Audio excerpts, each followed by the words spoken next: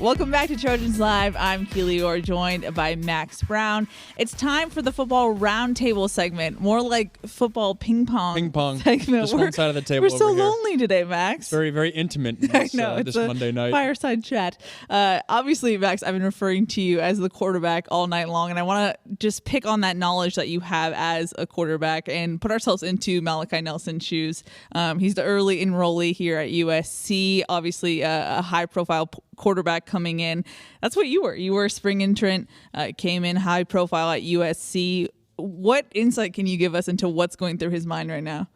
Yeah, I think he probably has a huge advantage with, Caleb Williams also being in the room, where he has that runway where he can, get acclimated to college. It's a different ball game when you're coming in right away having to compete for a spot, which, hey, other true freshmen on the roster, that's their mindset coming in, especially when you come to a place like SC. I mean, you're preparing to play right away. But for me, that first spring, it really was the first time in my athletic career where I struggled, like just on the most basic level you're so used to as a, 5-star athlete, even other sports growing up, to always being the best player and always having success, that you get here and people are big, fast, strong, and it's just a different ball game. And I think that's why I'm always an advocate for, quarterbacks when they can redshirt to do that, because there is a learning curve. I don't care how good you are. And I think he's in a really good spot. I mean, look at Lincoln's pedigree with the quarterbacks that he's put out.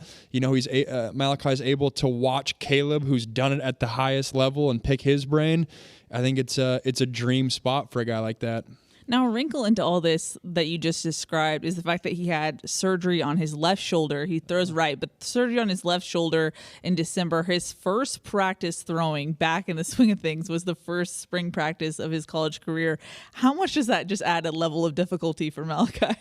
I can't even imagine. That'd be so tough. And it's a different era. When I was here, it was Lane Kiffin's offense, where I remember being so nervous in the huddle, just saying the play. Like, let's just get out of the huddle and say that. And thank goodness those days of football are gone, because that was, a mental brain teaser back in that day. So hopefully he doesn't have to deal with that. But that's tough. I mean, and especially that first spring, I remember that was one of the biggest body transformations I had, which you'll hear Lincoln talk about a bunch with some of those younger guys. Yeah. And so to be injured and miss out a little bit on that and have to navigate a new offense. I mean, I'm sure he's prepared. I've heard nothing but great things about how he is, not only athletically, but mentally as well. It's just a transition your entire life, both academically, playbook-wise.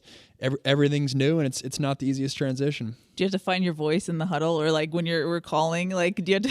See, that's the thing. I was like a fake it till you make it guy. I was, acting like I own the place. In the back of my mind, I was like, I have no idea what's going on here. Whatever works, I guess. Yeah. Now, over the weekend or this past week, USC put an exclamation point on its 2023 recruiting class. They added the nation's #1 tight end coming out of high school, Deuce Robinson, 6'6".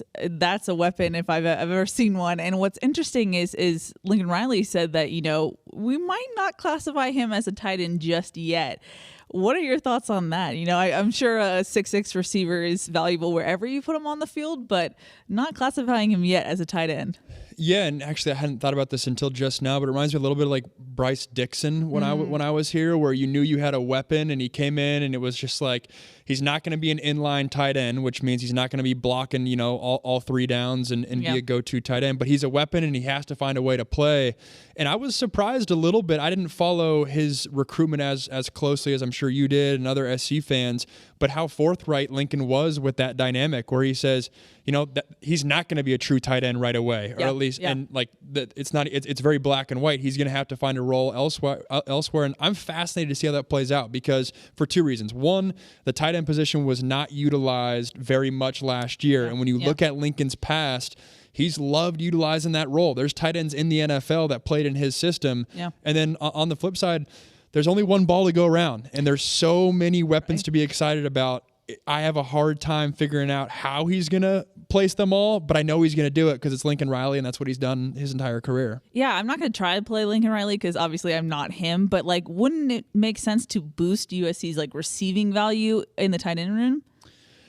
I would think so, but I go both ways. I'd be curious your thoughts on this too. Like, I didn't feel like there was a huge void in a big receiver capability last year, because I felt like the receivers did a great job. Like you still had the over the top threat, but you talk to Lincoln and he does seem like, oh, that was a piece of our offense that was missing. I don't know if you had that sense last year of, oh, that's a void in this offense that we're searching for this year. Yes and no, but I think now without Jordan Addison, I feel like you lose that. So I'm just curious what that looks like going forward. I don't know. I mean, we talked to Lake McCree this past week, and he was like, "Yeah, I'm the only healthy tight end in this room." So it's just like, how do you manage all that? I don't know, and that's why Lincoln gets paid the big bucks and I don't. But it's just fascinating to see the amount of weapons USC keeps adding to its offense. How do you, like you said, how do you spread the love equally? How do you make sure everyone gets their moment? Yeah, and you've been here over the course of,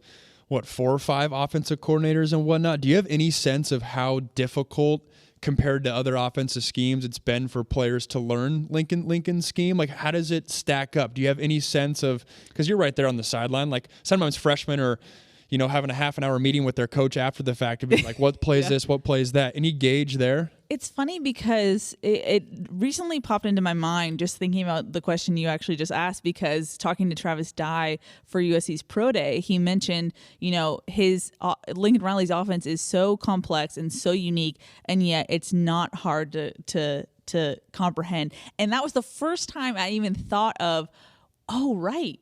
Like he could have made it super complicated where you're having to spend hours and hours in the film room or studying. And we never really hear that from guys so far under Lincoln Riley. So that's actually a question I've been wanting to ask Coach Riley is like, how are you able to put this amazing product on the field, but also give it to the players in a way that's easily digestible, where you're not just like scratching your head in the middle of the field? So it's such a fine line. I mean, I mentioned it with Lane Kiffin's old offense. He's got a whole new offense now.